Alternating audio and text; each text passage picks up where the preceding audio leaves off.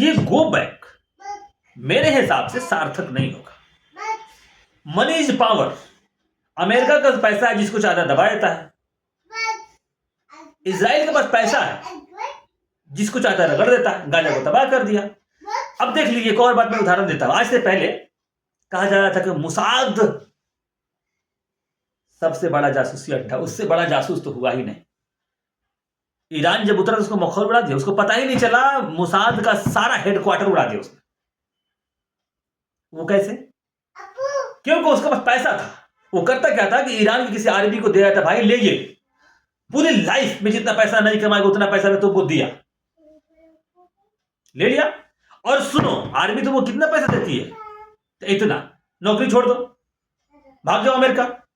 पूरी लाइफ हम तुमको उतना खर्चा देंगे, उससे ज्यादा देंगे तुमको, मरते दम तक, जब तक तुम दफन ना हो जाए। तुम्हारे बाल बच्चों को भी देंगे, और ऊपर से जो अमाउंट तुम्हारा स्विस बैंक में डलवा रहे वो अलग है। कौन जासूसी नहीं करेगा भाई, बताइए मुझे। वैसे ही मारवाड़ियों का इस देश में है, ठीक वैसे ही मारवाड़ियों के देश में है। वो सरकार से किसी भी प्रकार का डील कर सकता है। और सुनिए, अमित शाह क्या है, बनिया है ना। मारवाड़ी बनिया में कितना डिफरेंट होता है जरा बताइए मुझे, कितना होता है? केंद्र से लेकर राज्य तक सारी सरकारें बनियों की है, और राज्य को चलाने के लिए पैसे की जरूरत होती है। जो आपके थाली में जो इडली डोसा जा रहा है ना, जो खा रहे हैं पी रहे हैं, उगाते हैं क्या आप? अगर मारवाड़ी दुकान बंद कर देना तो आपके थाली में इडली डोसा नहीं पहुंचेगा, और आप कहेंगे कि साला इडली डोसा का सामान नहीं मिल रहा है।